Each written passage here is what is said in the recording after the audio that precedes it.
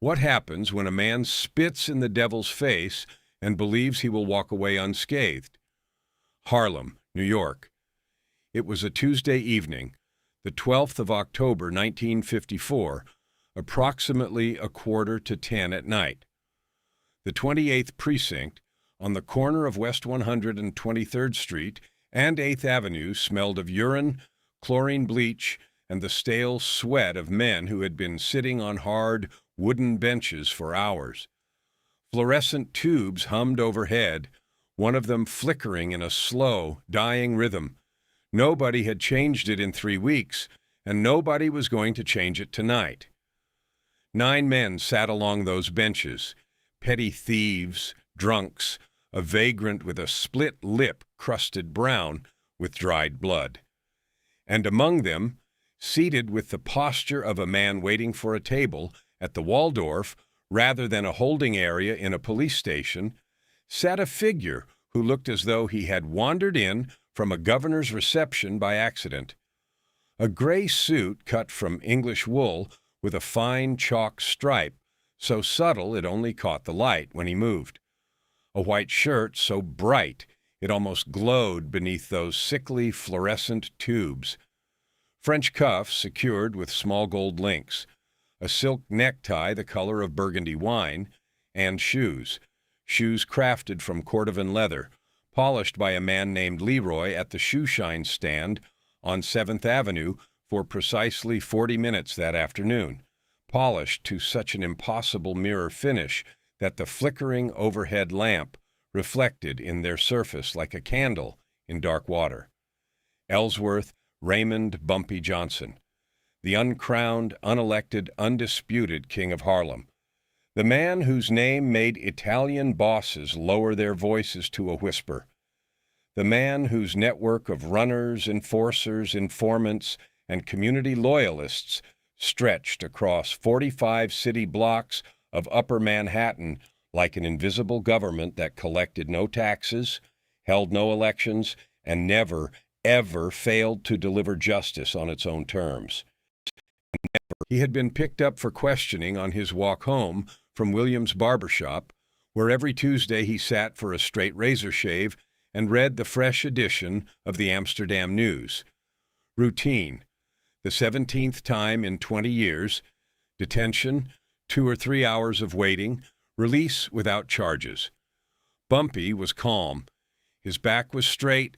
His hands rested on his knees. He waited. If you want to find out how this incredible story ends, hit that like button, subscribe to the channel, and ring the notification bell so you never miss our next videos.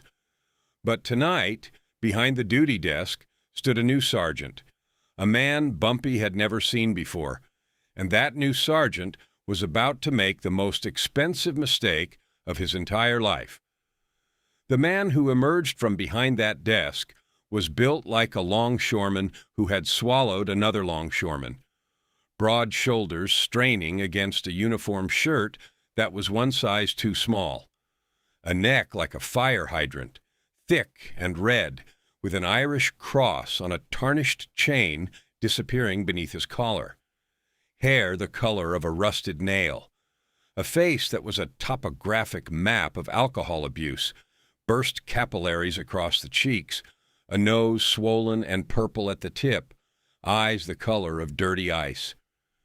Sergeant Frank Patrick Delaney walked out from behind the duty desk, and his boots struck the tile floor with the rhythm of a metronome counting down to something terrible.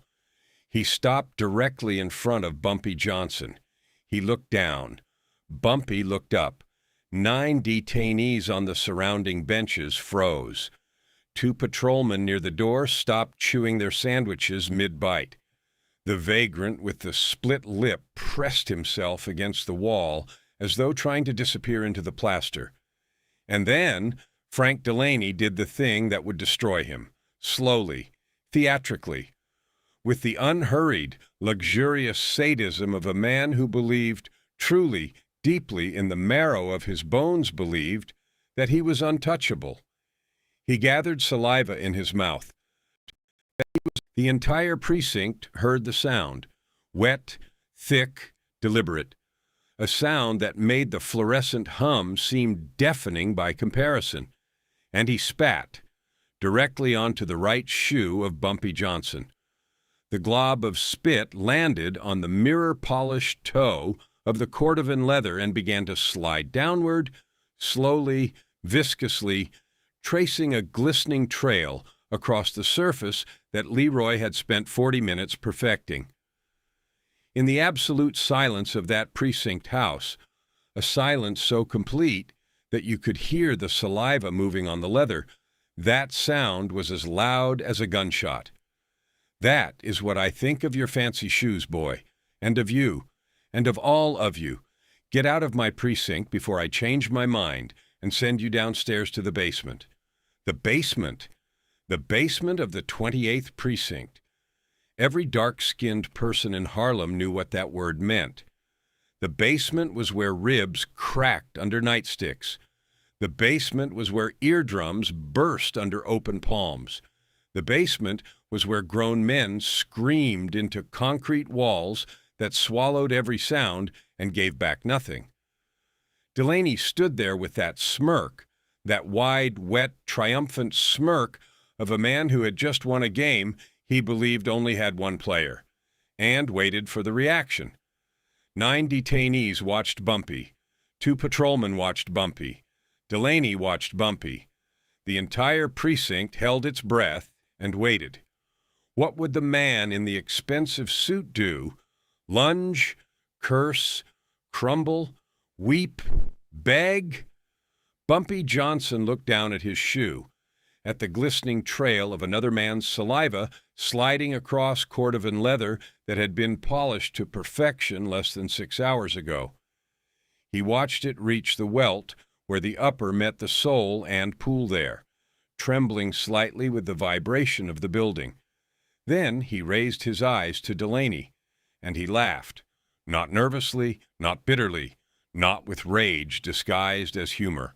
Not nervously, he laughed quietly, deeply, warmly, the way a man laughs when he has heard a genuinely good joke, or when he already knows the ending of a story that everyone else believes is just beginning.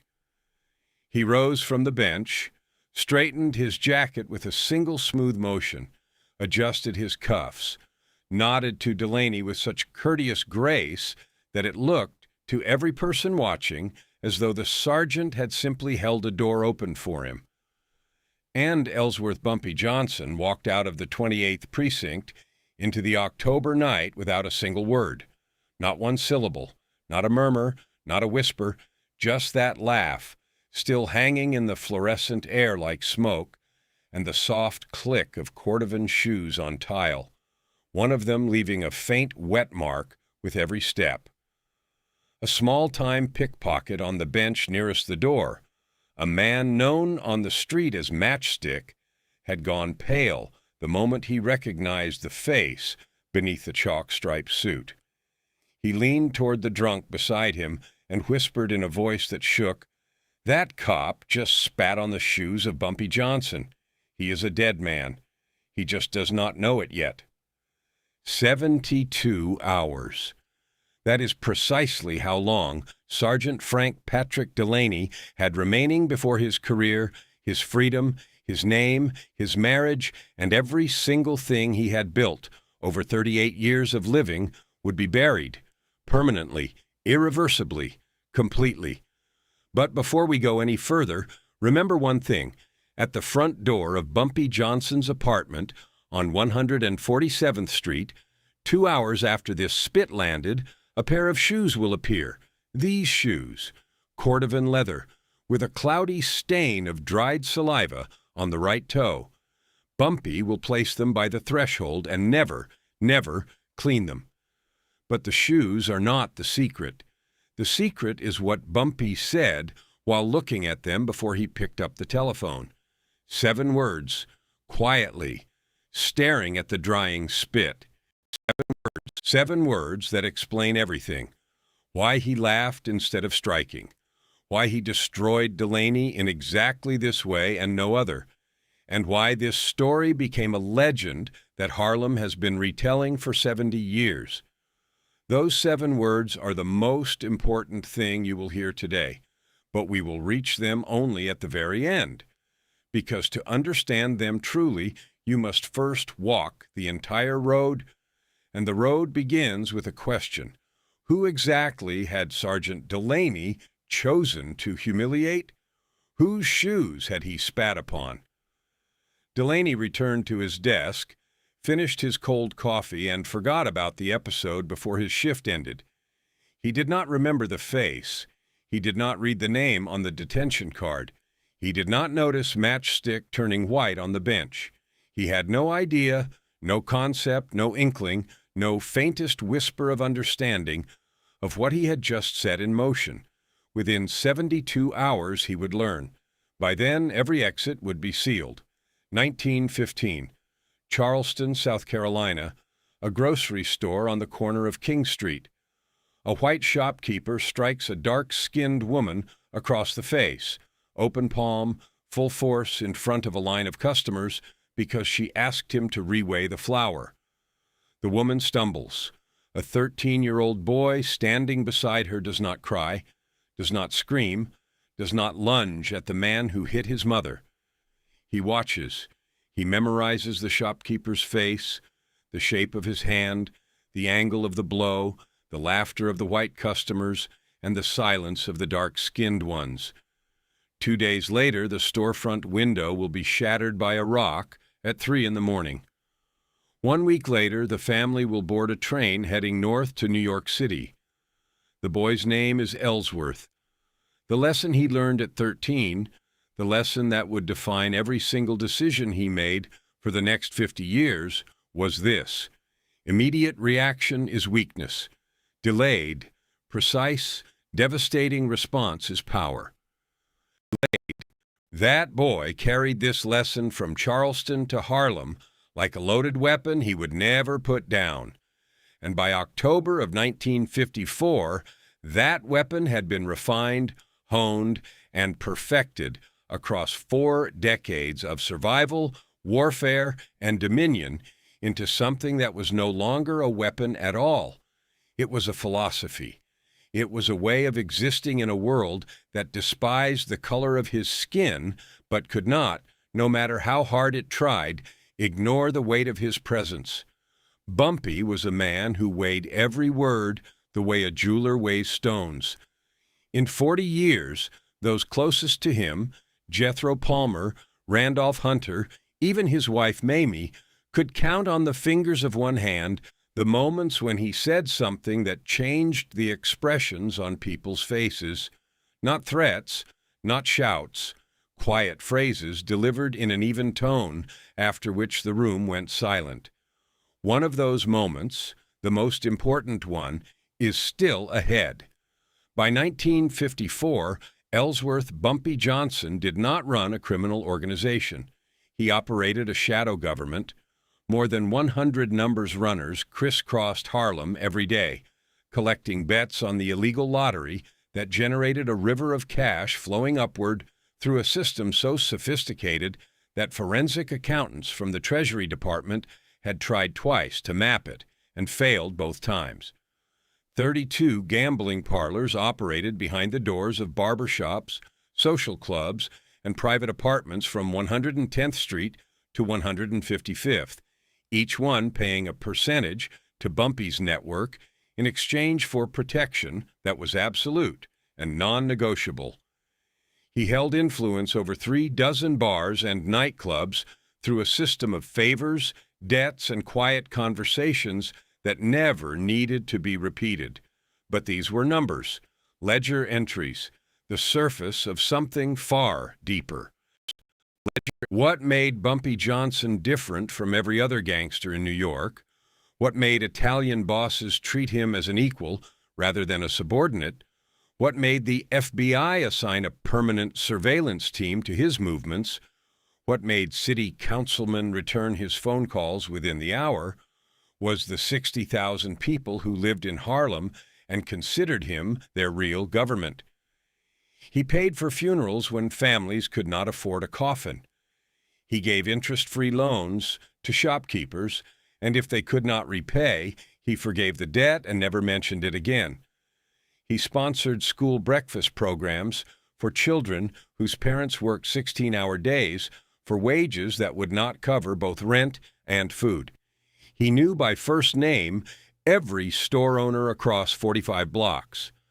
When the police did not come, and in Harlem the police almost never came, not for robberies, not for assaults, not for anything short of a body in the street, people did not call 911.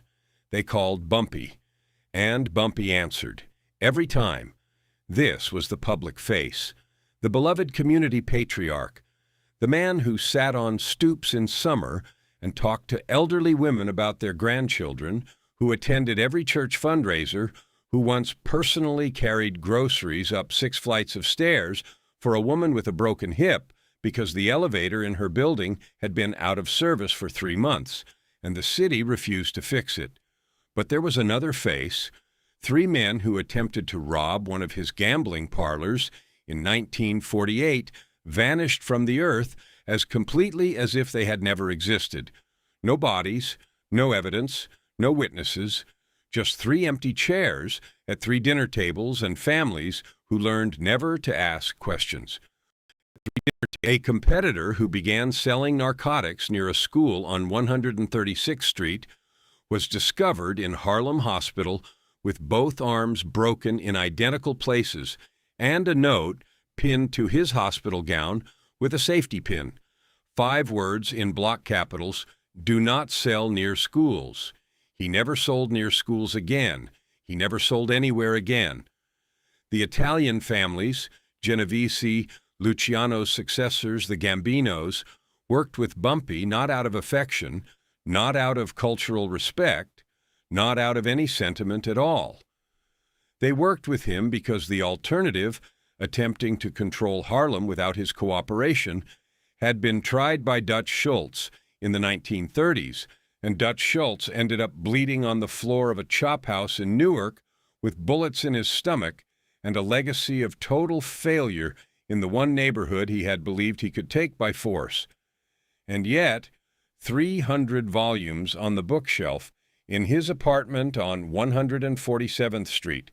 Shakespeare, Dumas, Pushkin in translation, Langston Hughes with underlined passages, a battered copy of Machiavelli's Prince with pencil notes in the margins, not the notes of a man skimming for entertainment, but the annotations of a serious student who was comparing theory to lived experience and finding that the Italian philosopher, writing 4 centuries earlier about the politics of Florence, had described the politics of Harlem with uncomfortable accuracy. Saturday afternoons he played chess with professors from Columbia University, not for money, not for show, but because the game gave him the same satisfaction that a well-executed business operation gave him.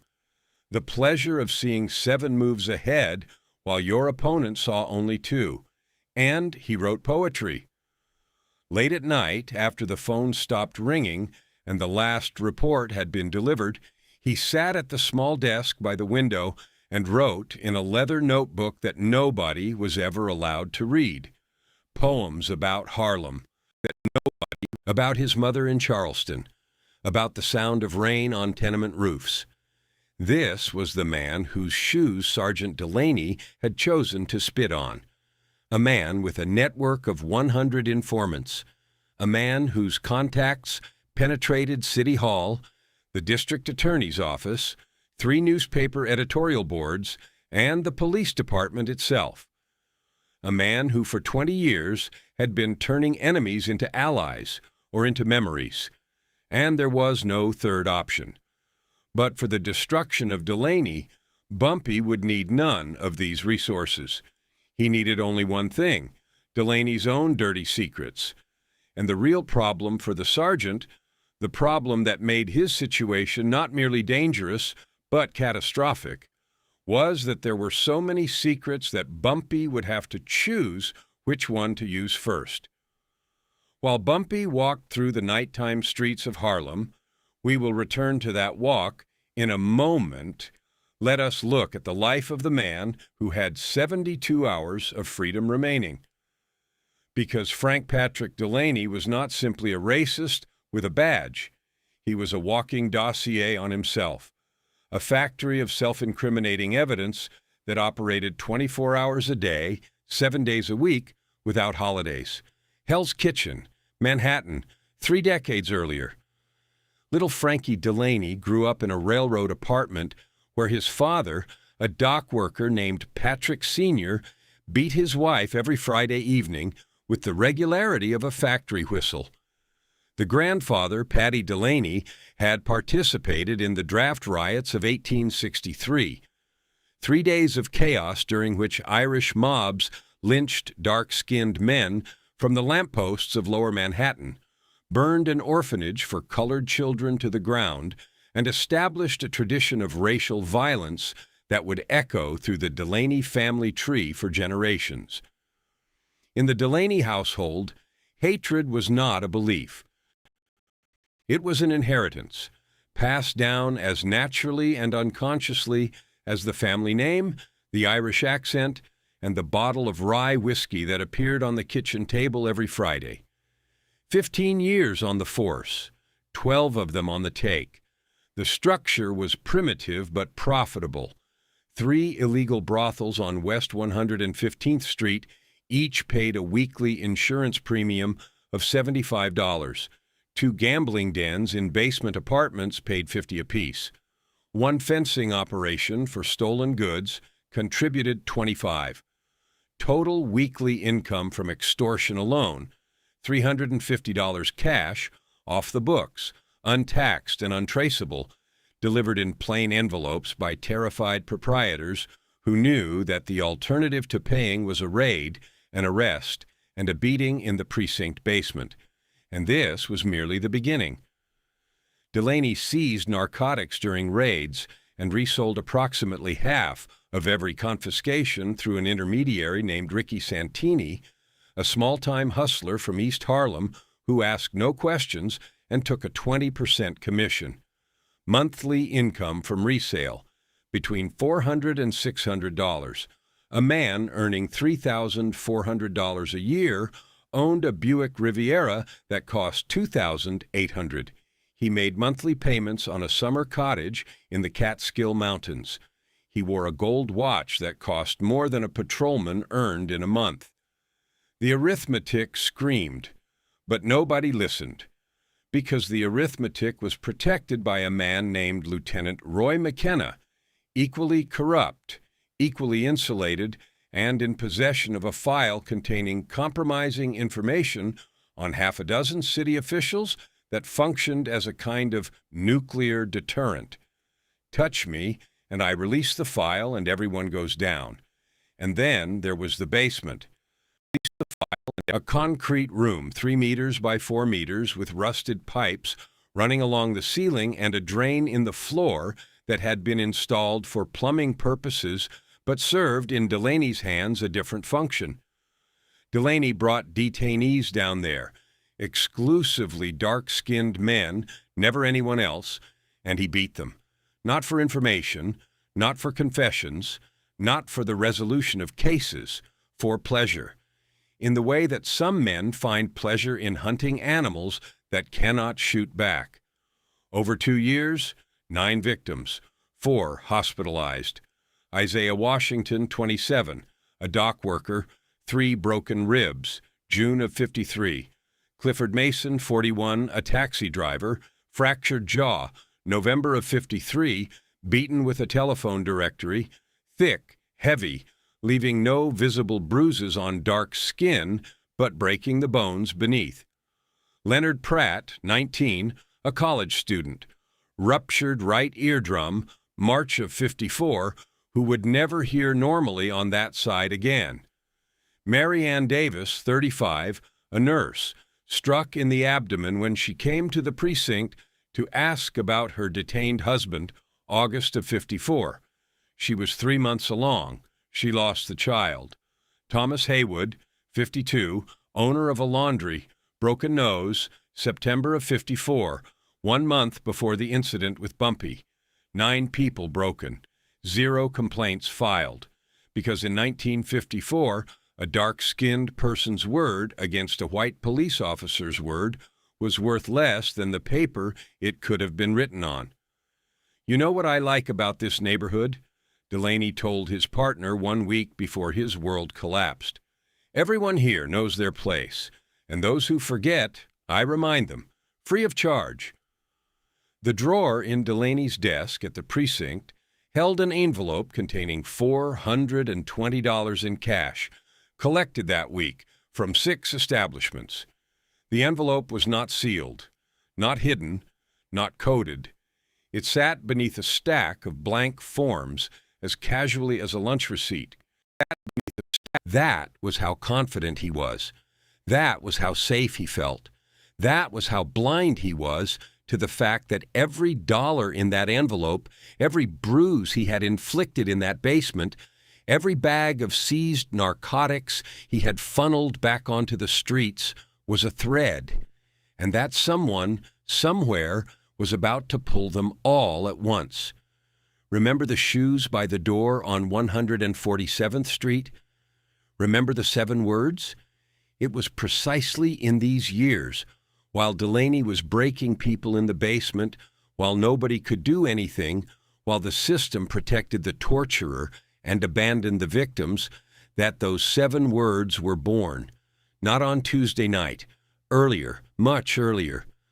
Bumpy knew about the basement, knew about every single victim, and he was silent, waiting. But now, after the spit, there was no more reason to wait. Delaney had spat on the shoes of the only man in Harlem who could assemble all of those scattered secrets into a single precision-guided bomb. In 64 hours, that bomb would detonate. But first, Bumpy Johnson was walking through nighttime Harlem and thinking, and when Bumpy Johnson thought, people began to disappear. Tuesday, the 12th of October, 10:15 in the evening, 72 hours on the clock. Bumpy exited the precinct and turned north onto 8th Avenue. October air carried the scent of wet asphalt, fried fish from May's all-night diner on the corner, and the bitter chemical smoke that rose from the subway ventilation grates like the breath of something buried alive beneath Manhattan. Street lamps cast yellow circles on the sidewalk, each one an island of hazy light surrounded by darkness. It had rained during the afternoon, and the pavement glistened. His right shoe, the cordovan shoe with the cloudy stain, left a faint wet mark with each step, as though the spit itself was leaving a trail. Bumpy did not hurry. He walked with the measured pace that people who knew him called the sentencing walk, because Bumpy walked like that only when he had made a decision that could not be reversed. Past May's diner, past Williams' barber shop where 4 hours ago he had sat in the chair, past the Abyssinian Baptist Church on 138th Street, where Reverend Powell preached every Sunday to a congregation that included both saints and sinners and judged neither. On each block, his mind stripped away the unnecessary and assembled the architecture of destruction. Do not hit him. No. Striking a police officer, 10 years in state prison. Delaney expected this. Delaney was prepared for this. This was the obvious move, the emotional move, the move that every man in that precinct expected Bumpy to make. Bumpy Johnson did not make obvious moves. Do not shoot. No. Eliminating a cop, even a corrupt one, even a sadist, meant war with the entire New York Police Department. Every dark-skinned man in Harlem would pay the price. Bumpy did not pay with other people's lives. Do not bribe. No. Delaney was not a bureaucrat who could be handed an envelope and redirected. Delaney was a sadist who derived pleasure from power. Money would not stop him. Money would only convince him that he could continue. Do not touch the man. Touch what he stands on. Pull the floor out, and the man falls by himself. The words of Stephanie St. Clair, his mentor, the lottery queen of Harlem, the woman who had taught him everything he knew about power, patience, and the precise application of pressure to the exact point where an enemy was weakest. Bumpy heard her voice in his memory as clearly as if she were walking beside him, and he smiled, because the lesson she had taught him 30 years ago was about to be applied with surgical precision to a man who did not even know it was coming. On the corner of 130th and Lenox Avenue, Bumpy stopped. On the corner, looked at his reflection in the dark window of a closed barber shop, saw the silhouette of a man in a perfect suit with a cloudy stain on his right shoe, standing motionless under a street lamp. And in that moment, staring at his own reflection, at the spit drying on leather that Leroy had polished to perfection, the architecture crystallized. 4 load-bearing pillars, 4 vulnerabilities, 4 simultaneous strikes from 4 different directions. First, money. Delaney took bribes, which meant witnesses, amounts, delivery schedules, a chain of terrified proprietors who would testify if someone gave them the one thing they had never had, protection. Second, violence. Delaney beat people in the basement, which meant victims, hospital records, scars that could be photographed, and silent witnesses who would speak if someone removed the fear. Third, resale. Delaney sold seized contraband back onto the streets, which meant an intermediary, Ricky Santini, a small man with a large survival instinct who would give up everything and everyone the moment he faced real consequences. Fourth, and this was the masterstroke, the move that separated Bumpy Johnson from every other man in Harlem, the shield. Lieutenant McKenna protected Delaney not out of friendship, not out of loyalty, not out of any human bond. McKenna protected Delaney because Delaney's operations generated money that flowed upward. Remove the money, remove the operations, remove the usefulness. And McKenna would feed Delaney to the system himself, eagerly, quickly, without hesitation, to save his own skin. Bumpy stood at the window and stared at the stain on his shoe, simply stood and stared. And the people who walked past him in that minute, random passers-by, late-night wanderers, had no idea that this motionless man in the gray suit carried inside him a decision as hard as granite and was waiting only for one thing, to reach the telephone, because the plan already existed, complete. Telephone. Down to the last call, down to the last word. At 20 minutes to 11, Bumpy reached his apartment on 147th Street. He hung his jacket on the hook by the door. He sat in the leather chair beside the telephone table. He removed his shoes and placed them by the threshold. The right one, with the stain. He would never clean them. Not tomorrow, not next week, not ever. They would stand there as a monument, as a reminder, as a sentence written in spit. The clock on the wall showed 10:32. In 3 minutes he would make the first of 3 telephone calls, and each call would engage a mechanism that, once started, could not be stopped. Not by Delaney, not by McKenna, not by the entire New York Police Department. 10:35 in the evening, Tuesday, 71 hours remaining. The apartment, dim light from a desk lamp with a green glass shade, the scent of Dunhill pipe tobacco, and the quiet voice of Billie Holiday from the Zenith radio on the dresser. Strange Fruit, the song about lynching, as though the radio itself understood what was happening in this room. Bumpy lifted the receiver and dialed the first number. Call 1, weapon number 1, the law. Randolph Hunter, attorney at law. Office on 125th Street. Graduate of Howard University School of Law. One of 7 dark-skinned attorneys licensed to practice in Upper Manhattan. Bumpy had paid for his education 8 years earlier, not as an investment, not as a transaction, but as an act of faith in a young man who believed the legal system could be made to work for people it had been designed to ignore. Tonight, That faith would pay dividends that neither of them had imagined. "Randy, I need sworn affidavits. At least 4 people who were beaten in the basement of the 28th precinct. Names, dates, descriptions of injuries, notarized by Wednesday morning." A pause. Hunter understood the scope instantly. "Bumpy, these people have been silent for years. They are terrified." They were terrified. "Tell them, Bumpy Johnson personally guarantees the safety of every person who speaks. Personally, they know what that means." Hunter knew. Everyone knew.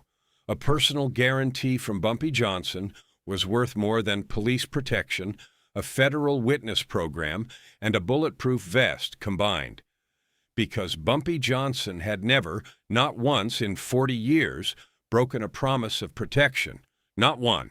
Call 2, weapon number 2, the press. Earl Brown, investigative reporter for the New York Amsterdam News. Circulation, 100,000 copies per week. The most influential black newspaper in America. Bumpy delivered the lead. A sergeant at the 28th precinct, systematically extorting brothels, reselling confiscated narcotics, living beyond his means. A Buick Riviera worth $2,800 on a salary of $3,400 per year. A summer cottage in the Catskills. "Do the math, Earl." Brown did the math. Brown smelled the biggest story of his career. "Will I have details by morning, Bumpy?" "By morning you will have everything." Call 3, weapon number 3, the system from within. This call was the masterpiece.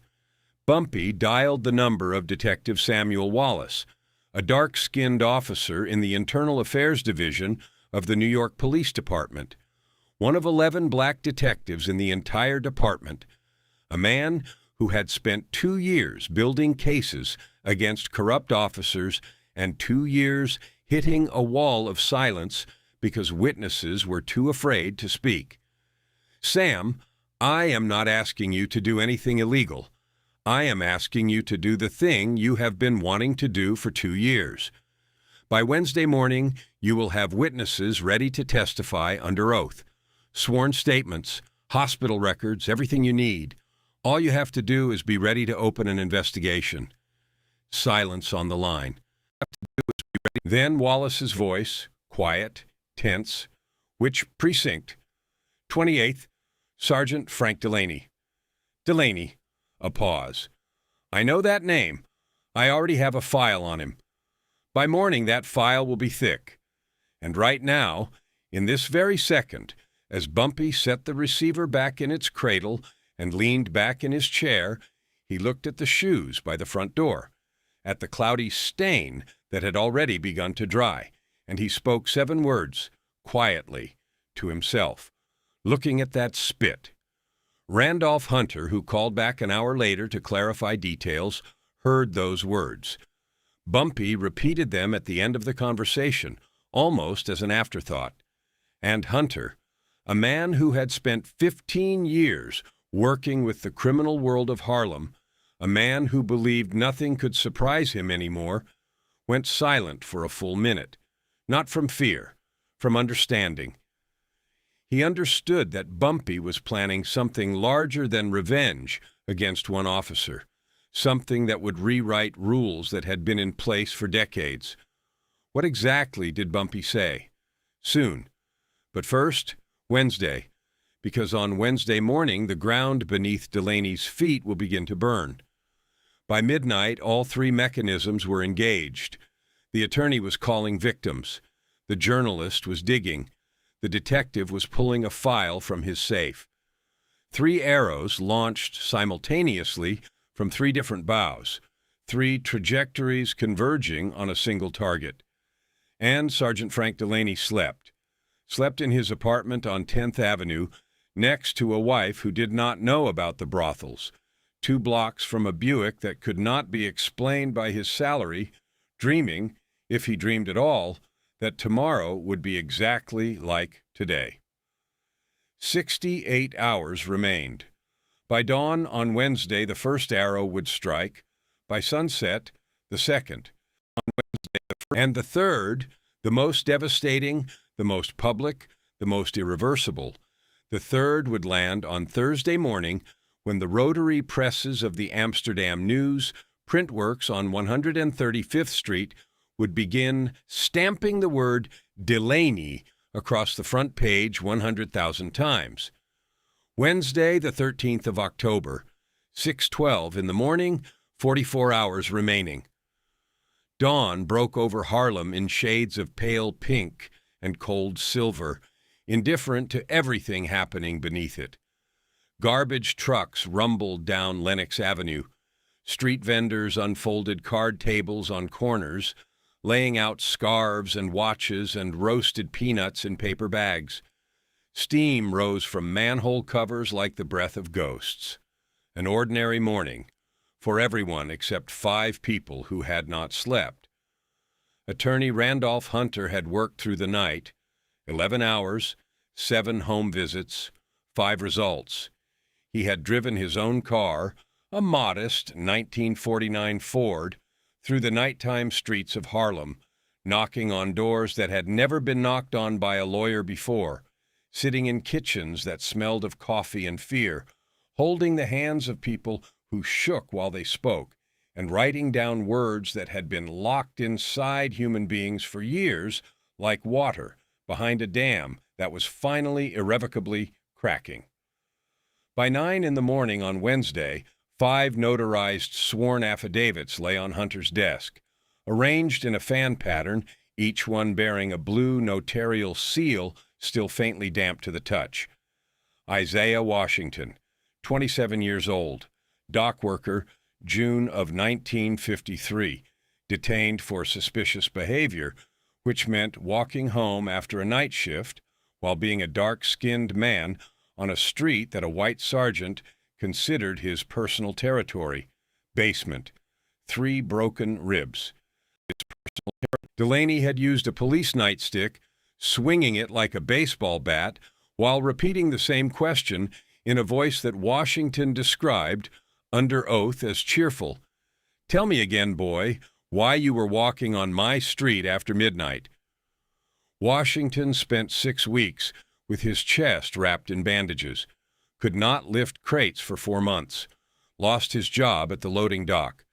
His wife left 3 months later, not because she did not love him, but because a man who cannot work cannot pay rent, and a woman with 2 children cannot eat love for dinner. Washington had been silent for 16 months. Tonight, when Hunter knocked on his door and explained that Bumpy Johnson personally guaranteed his safety, Washington sat down at the kitchen table, picked up the pen, and said 4 words. "Where do I sign?" Clifford Mason, 41, taxi driver, November of 1953, detained for a defective headlight. The headlight was not defective, and Mason had the repair shop receipt to prove it. But Delaney did not care about headlights and never had. Basement, fractured jaw. Delaney's preferred instrument, a telephone directory.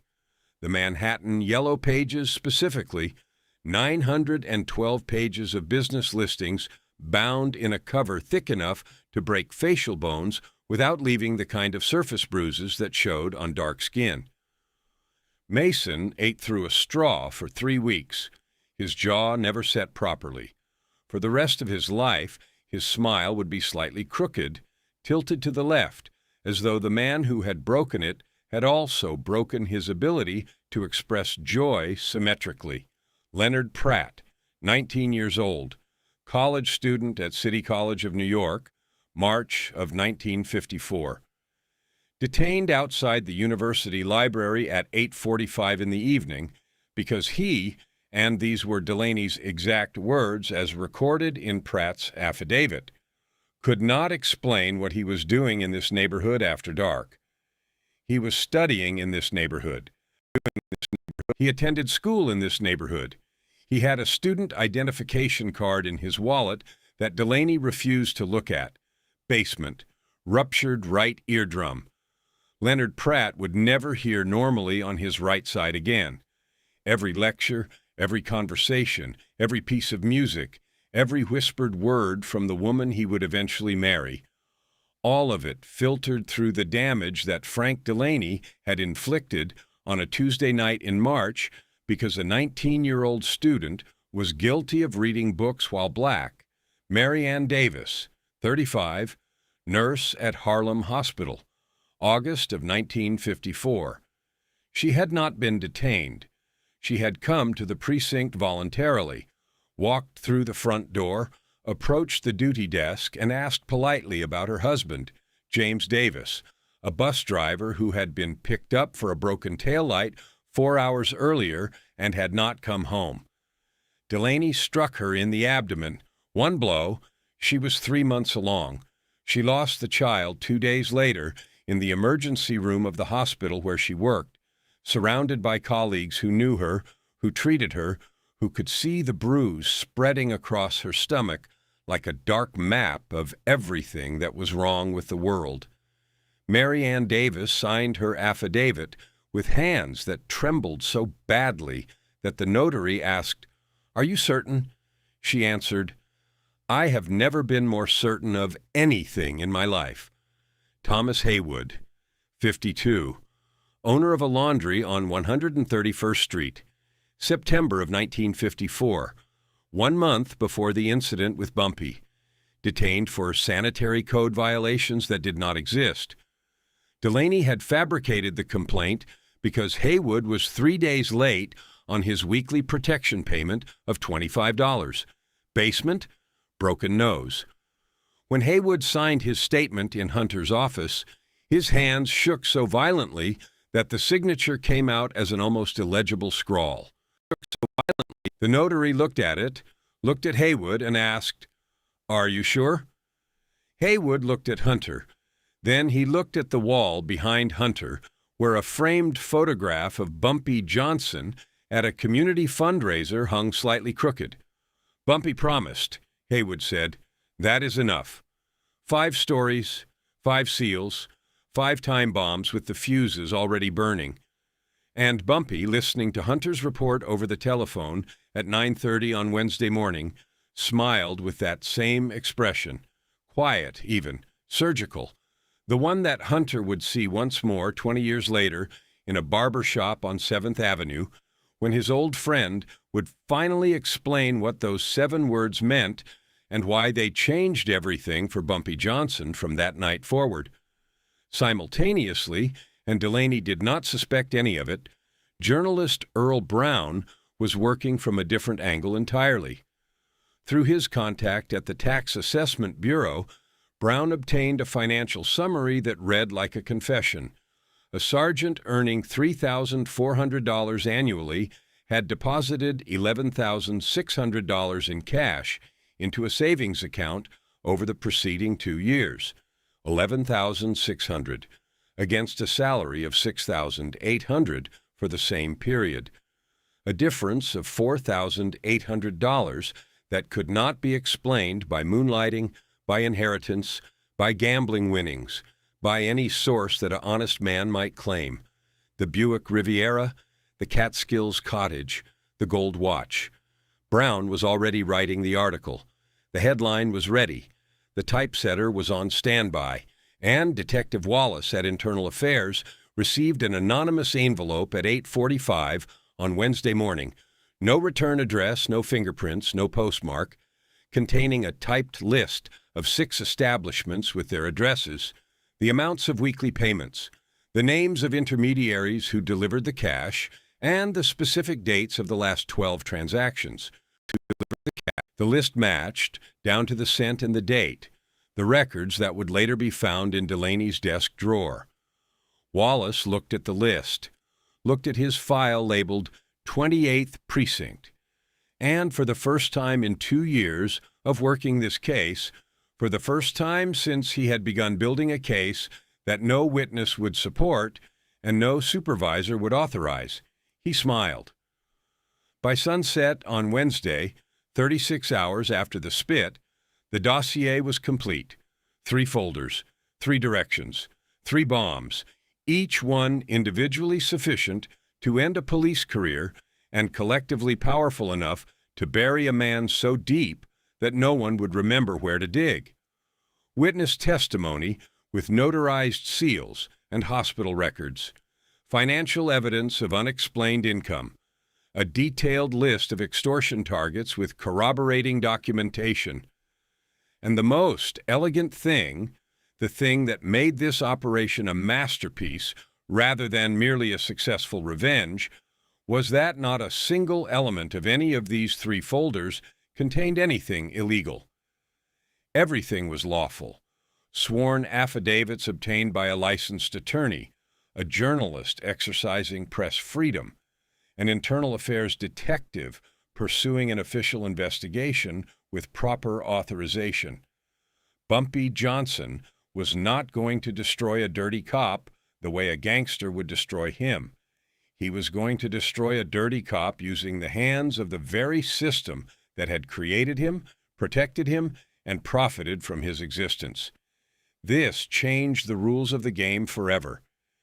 Every person who contributed to those three folders understood that they were participating in something that had never been done before in Harlem, and every single one of them knew that there was no turning back. Thursday morning, the 14th of October, 5:45 in the morning, 24 hours remaining. The print works of the New York Amsterdam News on 135th Street between 7th and 8th Avenues, a building that smelled of machine oil, fresh ink, and the particular metallic tang of lead type being pressed into newsprint at speed. The rotary presses engaged with a low, shuddering growl that made the windows vibrate in their frames. Paper fed through rollers. Ink transferred from plates to cylinders to paper in a process that took less than a second per copy and produced, by 6:15 in the morning, the first of 100,000 newspapers bearing a front-page headline that would detonate across Harlem like a bomb. 28th Precinct Sergeant, an empire of extortion, violence, and narcotics, trafficking behind a badge. Earl Brown's article, 1,500 words, names, dates, dollar amounts, addresses of brothels, the price of the Buick, the Catskills payments, testimony from victims, unnamed, but described with detail so specific, so visceral, so impossible to fabricate, that every reader would know these were real people describing real suffering. The telephone directory used as a weapon. The 3rd month of pregnancy, 6:30 in the morning, Thursday. Delaney reported for his shift. Coffee in a paper cup, a plain bagel with butter. He unfolded the daily news as usual, nothing interesting. He did not read the Amsterdam News. Why would he? It was a newspaper for black people. What could it possibly contain that was relevant to him? He did not know that at this very moment, delivery boys were running through the streets of Harlem with bundles of newspapers under their arms, shouting, "Dirty cop! 28th Precinct! Read all about it!" He did not know that by 7 in the morning, 30,000 people had already read the article. He did not know that the telephone at the newspaper's front desk had not stopped ringing. Calls of gratitude, calls with new testimony, calls from people weeping with relief that someone had finally, at last, after years and years of silence, said the thing that everyone knew but nobody dared to print. 7:15. Strike number 1. The telephone on Captain Gerald Morris's desk began to ring. First call, the Deputy Commissioner's office. "Gerald, what in God's name is happening at your precinct?" Second call, the Mayor's office. "The Mayor has seen the article. He wants answers by noon."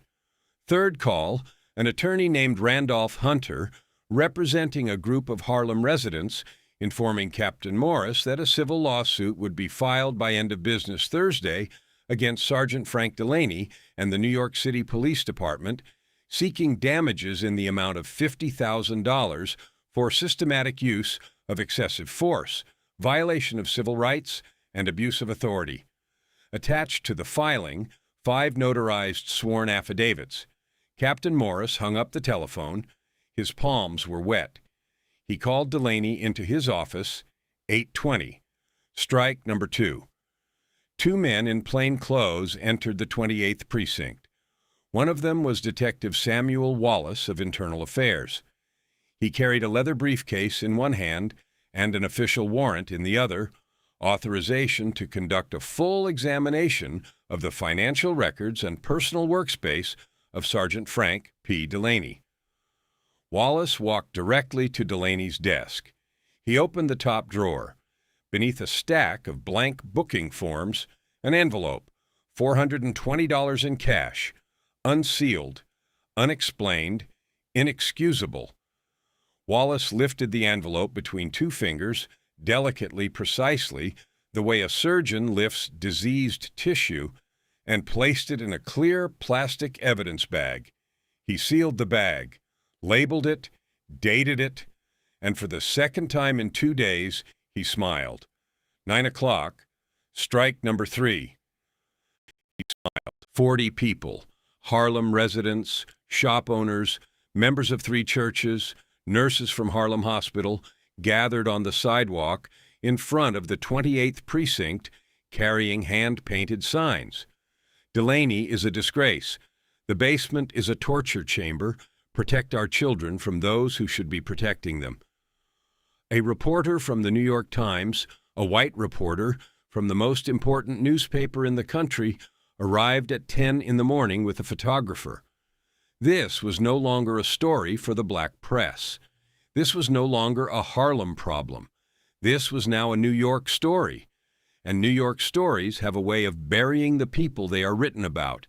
10:15 on Thursday, exactly 48 hours since the Spit landed on cordovan leather. Captain Morris called Delaney into his office for the second time. Delaney walked through the door and saw the captain behind his desk, 2 internal affairs officers standing against the wall, and a representative from the district attorney's office seated in the chair usually reserved for guests. 4 men, 4 pairs of eyes, looking at him the way he used to look at the men he brought to the basement, from above, with authority, with the knowledge that the person being looked at had no power and no escape. Sergeant Delaney, you are suspended from duty without pay, pending the completion of an internal investigation. Surrender your badge and your service weapon. The blood left Delaney's face. The transformation took 30 seconds.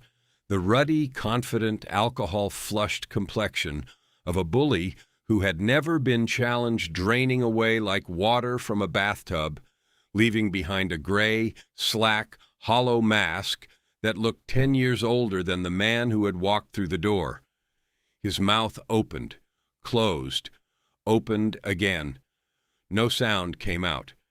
Closed. His fingers fumbled with the badge, those thick, strong fingers that had swung nightsticks and telephone directories and open palms against defenseless people for 2 years, now trembled so badly that it took him 3 attempts to unclip the shield from his shirt. The badge hit the captain's desk with a small, sharp sound, metal on wood, that echoed in the silent office like the closing of a coffin lid.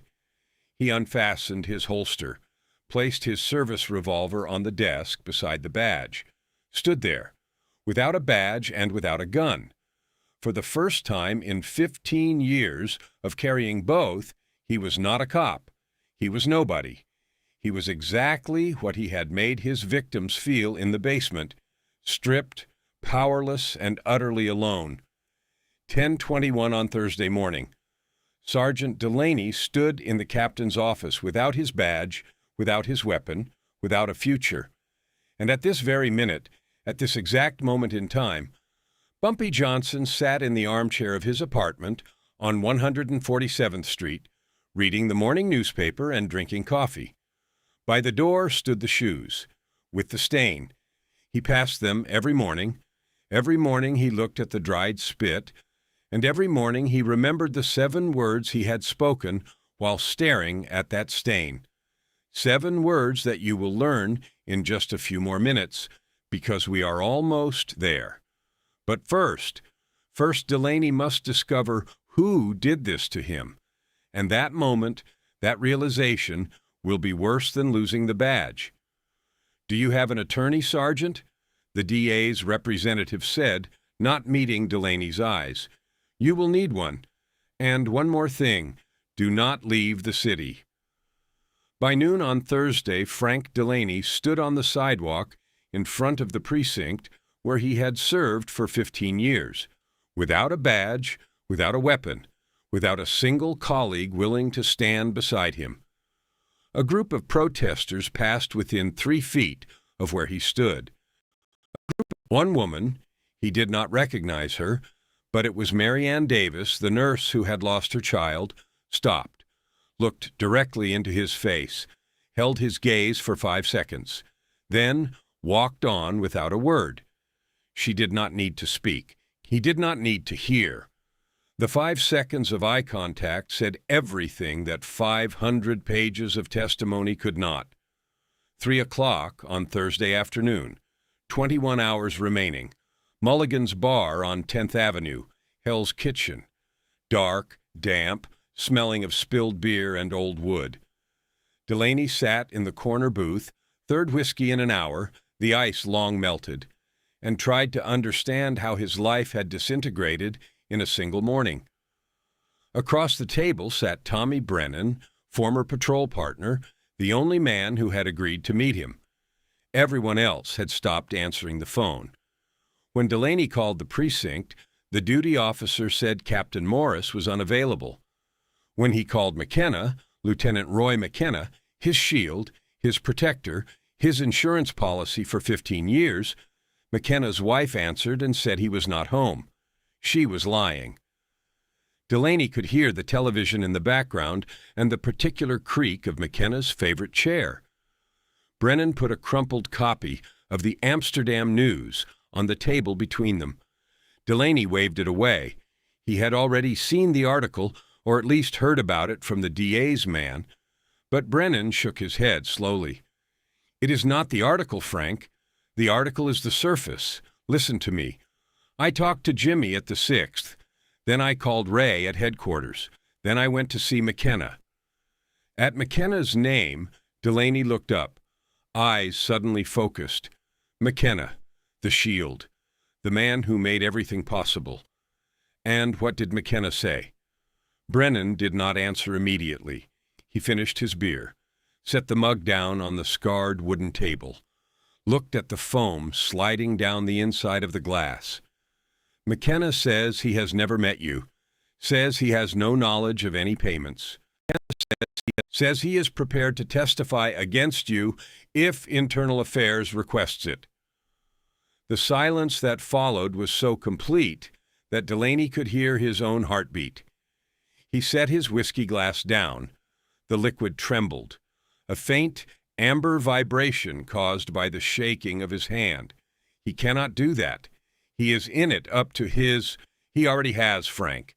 He was in the commissioner's office this morning, 2 hours. Came out with immunity from prosecution in exchange for full cooperation. He is giving them you to save himself. It is already done, signed, sealed. Delaney stared at his drink, at the trembling surface of the whiskey, at the distorted reflection of his own face in that amber liquid, gray, slack, already dissolving. And then Brennan drove the final nail. His voice dropped. Quieter now, almost gentle, the way you speak to someone in a hospital bed. "Frank, I asked around. Everyone, every contact I have, every person I could reach, and they all say the same thing. The article, the complaints, the Internal Affairs investigation, the protests, it all started in one night. Tuesday into Wednesday, all of it, simultaneously, 5 different directions. This is not a coincidence. Someone organized this. Someone with connections to lawyers, to the press, to Internal Affairs, to the community, to people inside our own department, and everyone, every single person I talk to, says one name. What name? Bumpy Johnson. The whiskey glass stopped halfway to Delaney's lips. He set it back down, slowly, the way you set down something fragile when your hands have suddenly lost the ability to grip. Who? Bumpy Johnson, Frank, the King of Harlem, the man who controls every block from 110th to 155th. He has informants in City Hall, in the DA's office, in the newsrooms, in our own department. His people say you did something to him, Tuesday night, at the precinct. And then, like a flashbulb going off behind his eyes, Tuesday, the bench, the expensive suit, the polished shoes, the spit, and the laugh. That warm, calm, almost friendly laugh that had not fit any category Delaney understood. Not fear, not rage, not humiliation, not submission. Now he understood. It was the laugh of a chess player who has seen checkmate in 4 moves and is simply waiting for his opponent to stumble through the remaining turns. The laugh of a man who already knew the ending. I spat on his shoes. Delaney's voice sounded like his own obituary being read aloud. I spat on the shoes of Bumpy Johnson. Brennan looked at him for a long time. Then he stood, dropped money on the bar, and paused at the door. Get a lawyer, Frank, the best one you can afford, although, he stopped, although I am not sure it will help. The door closed. Delaney sat alone. The radio behind the bar played something jazzy, something upbeat, something so mockingly cheerful that it felt like the universe was laughing at him the same way Bumpy Johnson had laughed, quietly, warmly, knowing exactly what was coming. And for the first time in 38 years of life, Frank Patrick Delaney felt the thing his victims had felt in the basement of the 28th Precinct, absolute, inescapable, paralyzing helplessness, the kind that locks your joints and floods your mouth with a metallic taste and makes you understand, not intellectually, but in your bones, in your blood, in the animal core of your brain, that you are trapped and there is nothing you can do. Brennan, sitting on the subway heading home, remembered something one of his informants in Harlem had mentioned in passing weeks earlier. When Bumpy Johnson decided to destroy a man, he did not shout, did not threaten, did not negotiate. He said one phrase, quietly, calmly, looking you in the eye, and after that phrase, everything became irreversible. One phrase. Brennan did not know which one, but he had seen the result. And the result was sitting in a bar on 10th Avenue right now, finishing his 4th whiskey with trembling hands and the gray complexion of a man who had just realized that his life was already over. Delaney made one last attempt. He sent 2 men he knew from the old neighborhood into Harlem with instructions to lean on Johnson's people, to remind them who held power in this city. Both returned within the hour. The first had been turned back on 125th Street. 4 men appeared on the sidewalk, said nothing, stood in a line blocking his path, and stared at him with the patient, unhurried calm of people who had all the time in the world and none of the fear that Delaney's name was supposed to inspire. He turned around and left. The second was allowed into a bar on Lenox Avenue. He was served a free whiskey, good whiskey, not the well brand, and handed a folded note. One sentence, printed in block capitals on a white index card. Tell your friend, what is happening now is the law. If he wants different rules, we are ready for different rules too. Delaney read the note, crumpled it, threw it in the trash, and understood that every door was closed, every single one, without exception, without appeal. By Thursday evening, he sat alone in a dark kitchen. No badge, no weapon, no McKenna, no wife. Eileen had taken the children to her sister's after seeing the newspaper. No single human being willing to pick up the telephone. And he knew that in the morning they would come, with handcuffs, the way he himself had come for others, hundreds of times, from the other side of the door. Tomorrow the door would open for him, from the inside. Friday, the final day. 0 hours on the countdown. Friday, the 15th of October, 1954. 7 o'clock in the morning. 0 hours remaining. 72 elapsed. A gray morning, rain falling in thin, persistent lines, low clouds sitting on the rooftops of Manhattan like a funeral shroud draped over the city by someone who knew exactly whose funeral it was. A knock on the apartment door on 10th Avenue. 2 knocks, actually, firm, professional, unhurried. The knock of men who know the door will be opened because the man behind it has nowhere left to go. Eileen Delaney opened the door in her bathrobe. She had come back for clothes and documents. 2 detectives from Internal Affairs stood in the hallway. They showed identification. They showed the warrant. They stepped past her as though she were furniture.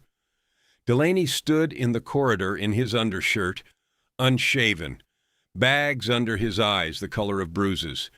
He had not slept in 2 nights, and his face had the sunken, papery quality of a man who has aged 5 years in 3 days.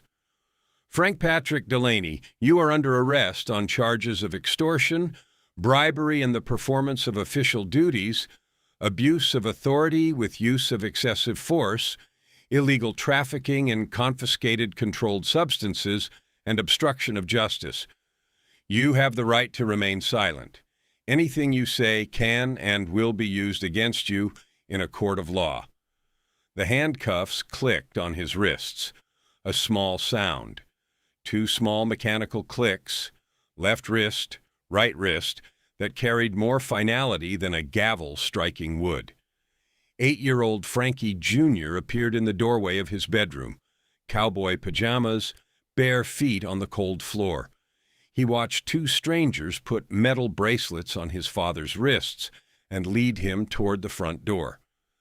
The boy did not cry, did not ask questions, did not run to his father.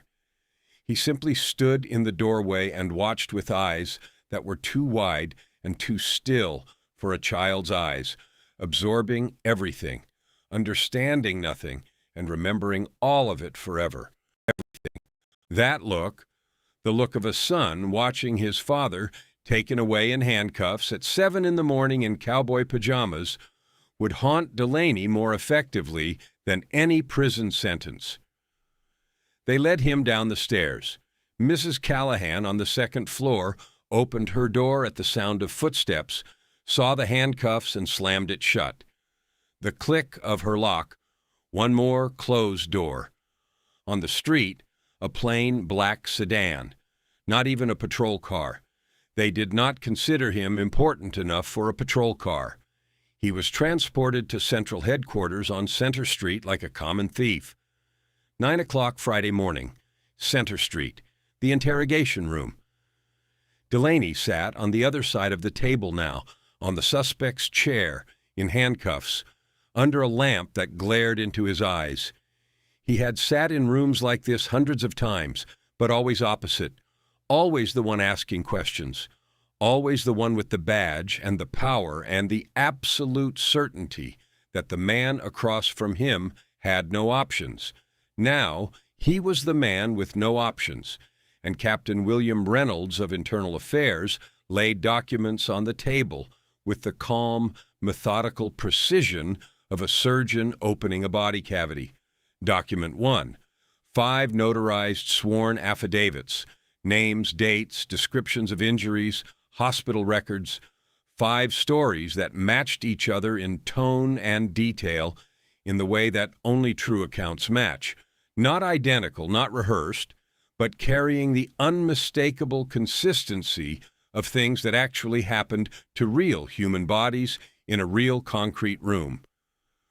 Document 2, financial records, income versus expenditure, $11,600 in unexplained cash deposits over 2 years, the Buick, the Catskills, the gold watch, numbers that screamed guilt louder than any confession. Document 3, A typed list of 6 establishments with addresses, payment amounts, intermediary names, and transaction dates, matching, down to the penny and the calendar day, the records seized from Delaney's desk drawer. Document 4. The sworn testimony of Lieutenant Roy McKenna, given under a grant of immunity. McKenna had told them everything, every scheme, every amount, every meeting, every envelope. 15 years of partnership and protection, surrendered in 14 hours to save his own pension. The man who had been Delaney's shield for a decade and a half had become the sharpest blade pointed at his throat. Reynolds arranged the documents and waited in silence, not asking questions, not making accusations, simply letting the paper speak, letting Delaney look at the evidence of his own destruction and arrive at the only possible conclusion. This was not an investigation. This was an autopsy. His professional life was already over. They were merely documenting the cause. Union Attorney Donovan, the one who had not returned calls, the one who had been unavailable for 48 hours, the one whose absence had been its own kind of message, finally appeared at 10:30. He looked at the documents. He looked at Delaney, and he spoke 6 words, each one falling like a shovel of earth on a coffin lid. "Frank, you need to plead guilty." "What?" "If you go to trial with this evidence, with McKenna testifying against you, with 5 victims and hospital records and the cash from your desk drawer, you will get 15 years, maybe 20. With a guilty plea, you can expect 5 to 7, possibly out in 3 with good behavior. This is the best I can do. This is the best anyone can do." 11 o'clock, Friday morning. Delaney signed the confession.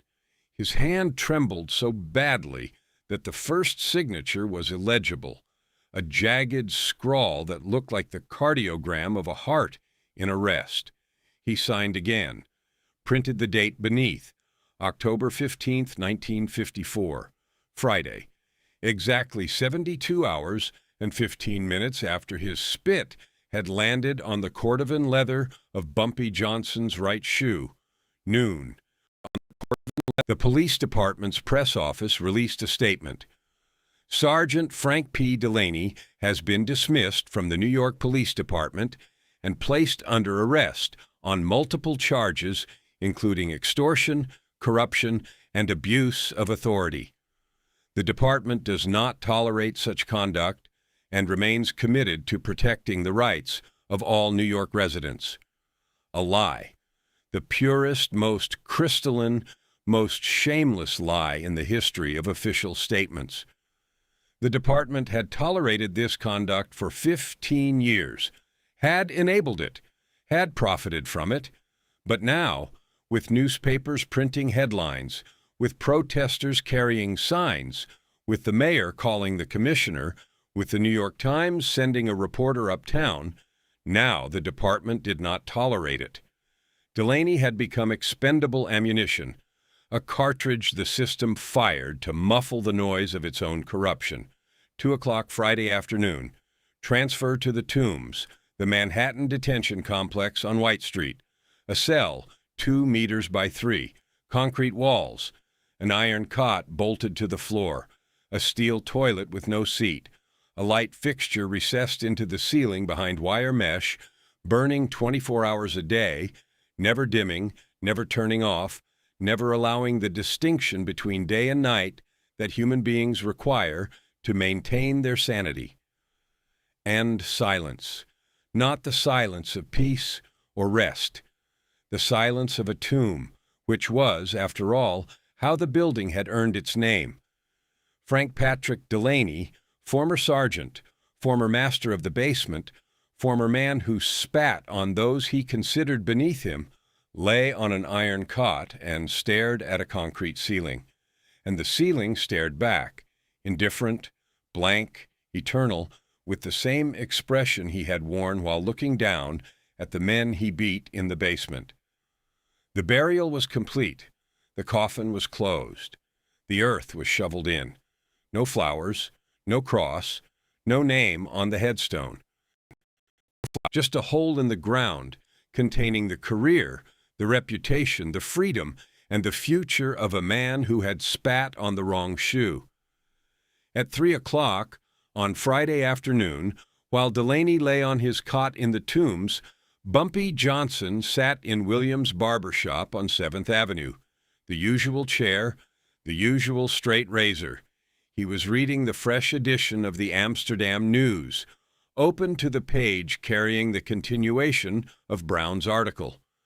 Williams, the barber, who had known Bumpy for 20 years, noticed him reading and asked, "Saw the story about that cop, Bumpy?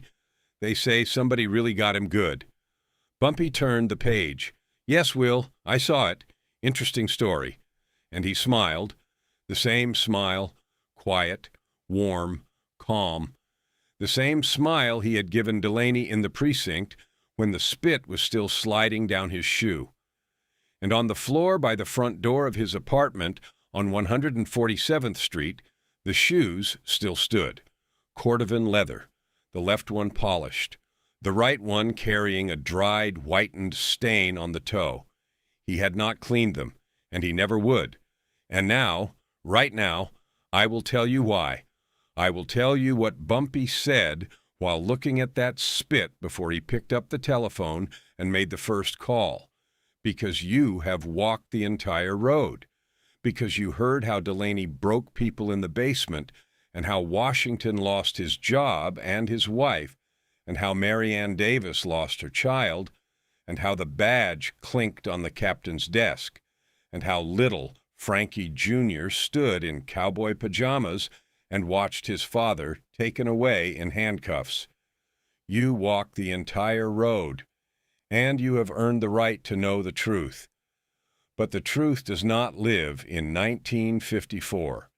It lives 20 years later, in 1974, in the same barber shop on 7th Avenue, in a conversation that was never supposed to become public.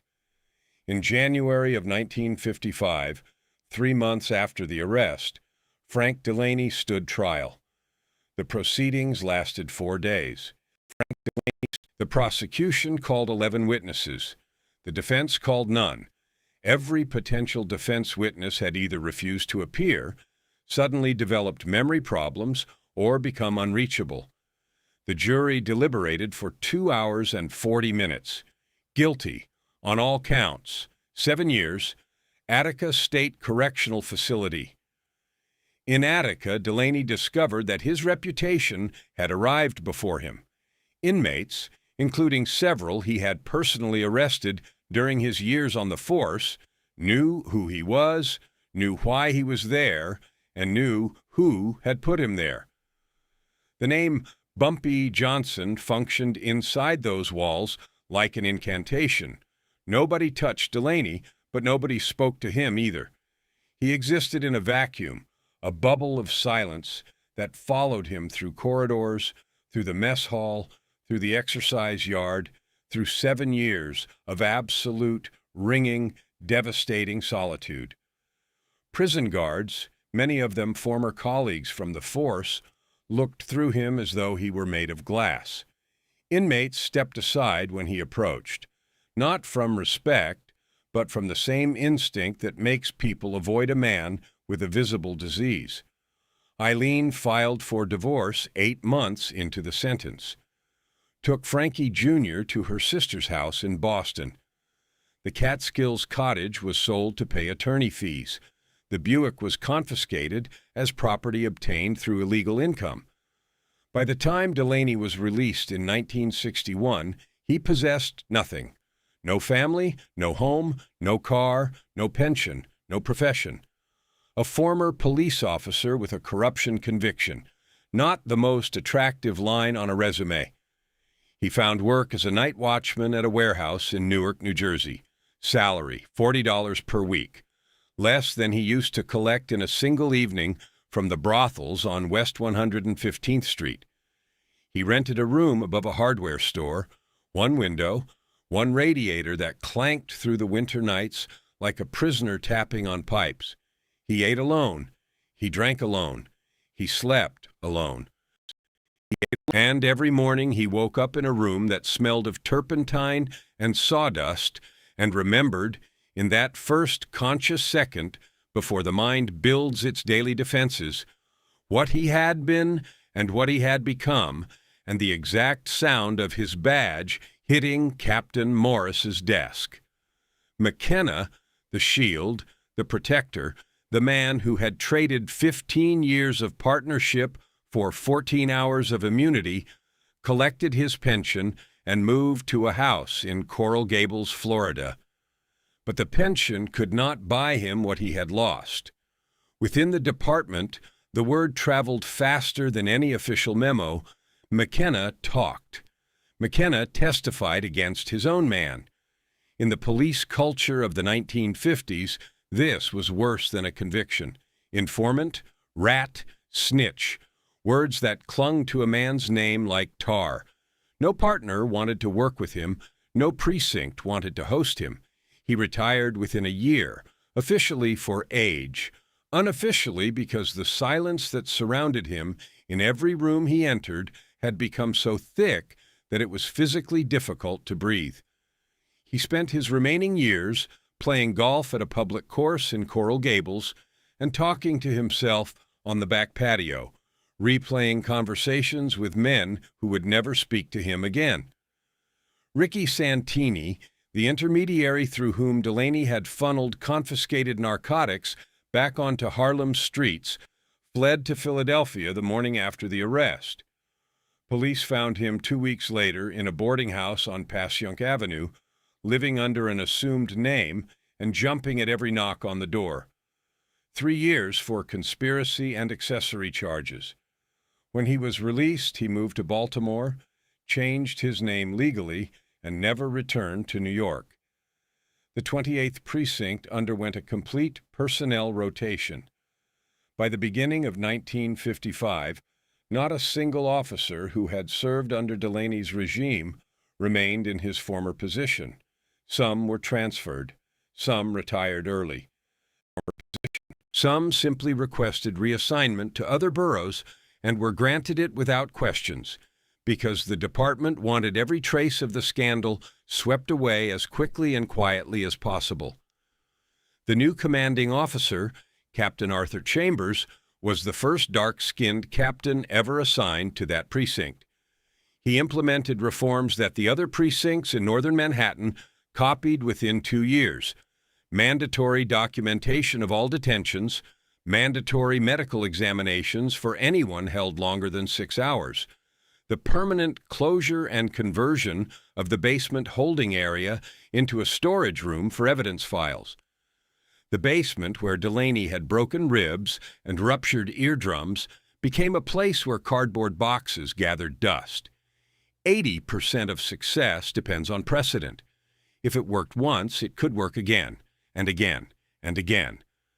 The story of the Spit and the 72-hour destruction spread through Harlem on the same day Delaney was arrested. By Friday evening of the 15th of October, every bartender, every shoeshine man, every taxi driver, every barber, every numbers runner, every shopkeeper from 110th Street to 155th knew the essential facts. A white sergeant had spat on Bumpy Johnson's shoes in the 28th Precinct.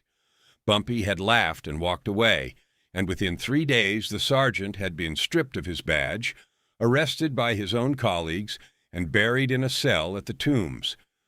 By the end of the month, the story had traveled to Bedford-Stuyvesant in Brooklyn and to the south side of Chicago. By Christmas of 1954, it was being told in every black-owned bar on the eastern seaboard, from Boston to Baltimore, from Philadelphia to Washington, in barber shops and pool halls, and church basements and taxicabs, each retelling, carrying the essential truth, wrapped in layers of embellishment that made it more vivid, more dramatic, and more terrifying with every iteration. In one version, Bumpy did not simply laugh. He pulled out a handkerchief, slowly wiped the spit from his shoe, folded the handkerchief neatly, extended it to Delaney, and said, "Keep this. It is the last thing you did as a free man." In another version, Delaney fell to his knees in the courtroom and tried to wipe the shoe himself when he realized whose shoes he had defiled. In a third version, Bumpy attended the sentencing hearing, sat in the front row of the gallery, and when the judge read the verdict, slowly raised his right foot and showed the sole of his shoe to the convicted man, a silent gesture that said everything words could not. None of these versions were true, but every single one of them told the same truth. There are people whose shoes you do not spit on, not because they will answer with a fist, but because they will answer in a way that makes a fist seem like mercy. 1974, 20 years later, Williams Jr.'s barbershop on 7th Avenue. The son had inherited the business from his father. New chairs, new mirrors, new linoleum on the floor, but the same smell.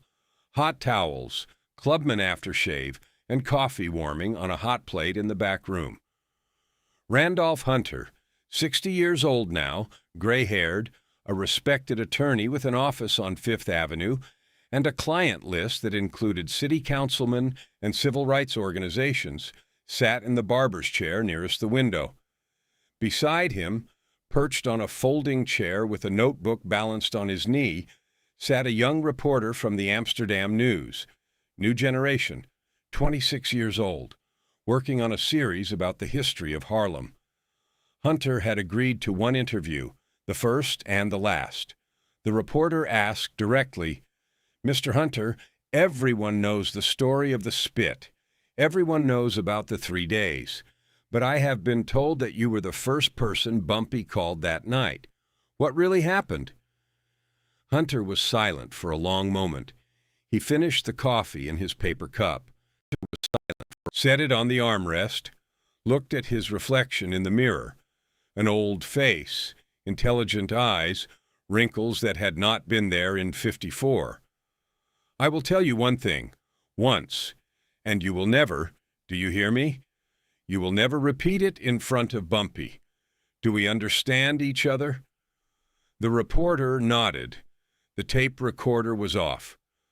"When Bumpy called me that night, it was around 11 in the evening, he spoke calmly, the way he always spoke. He explained what had happened at the precinct. The Spit, Delaney, the basement, the victims, everything that needed to be done. The plan was already complete, all of it. He laid it out in 12 minutes. Every detail, every step, every phone call. I listened and I wrote. When he finished, I asked, and I remember this word for word, because I was asking sincerely from genuine concern for a friend who was about to risk everything. I asked, "Bumpy, why? Why all of this? One cop, one Spit, you have an empire. You could simply forget it and move on with your life. Why risk everything over a pair of ruined shoes?" Hunter paused, looked at the coffee cup, then at the reporter. He was quiet. 5 seconds, maybe 10. I could hear him breathing on the line. Then he said, and I swear to you his voice did not change by half a tone, not by half a degree. He said 7 words. 7 words that I have remembered every single day for 20 years. Every day. 7 words that explain not just that night, not just Delaney, not just the 3 days, but everything Bumpy Johnson ever did. Every decision, every act, every person he helped, and every person he destroyed. Hunter paused again. The barbershop was quiet, only the snip of scissors at the next chair. The young reporter was not breathing. He said, "The Spit will dry. The lesson lasts forever." Silence. "Do you understand?" Hunter leaned forward. Not, "I will get revenge." Not, "he will pay." Not, "no one disrespects me." 7 words and not a single one about revenge. Not one about Delaney. Not one about himself. The Spit will dry. The lesson lasts forever. Bumpy was not avenging his shoes. He was establishing a law, a rule, a precedent. He was saying, what you do to one person, you do to all of us. And if you do it without consequence, you will do it forever. But if one time, one single time, someone stands up and demonstrates that there is a price for the spit, that there is a cost for the basement, that someone will answer for broken ribs and lost children and ruptured eardrums, then the lesson will be remembered.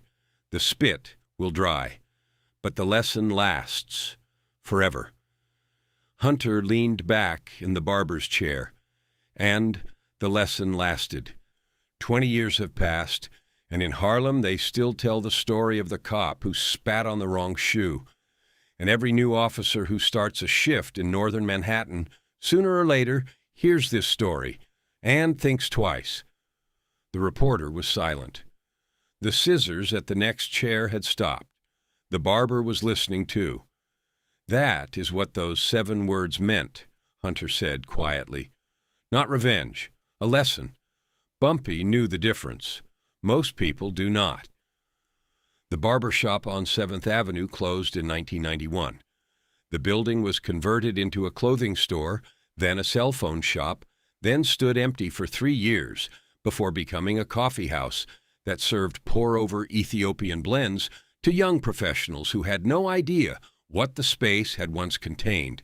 The conversations, the confessions, the quiet revelations spoken over the hum of electric clippers and the smell of hot towels. But the story outlived the building, outlived Williams Jr., who passed away in 1988, outlived Randolph Hunter, who practiced law until 1982 and spent his final years writing a memoir he never published, outlived Earl Brown, who won a journalism award for his Amsterdam News investigation and went on to cover the civil rights movement for 3 more decades, outlived Detective Samuel Wallace, who rose to the rank of captain and became, in 1963, one of the first dark-skinned precinct commanders in the history of the New York Police Department, a career made possible in part by the case that Bumpy Johnson had handed him on an October night in 1954, and it outlived Bumpy himself. Ellsworth Raymond Bumpy Johnson departed this world on the 7th of July, 1968, at the age of 62, collapsing at a table in Wells Restaurant on 7th Avenue, his favorite place, where he ate every evening, at the same table, in the same chair, facing the door.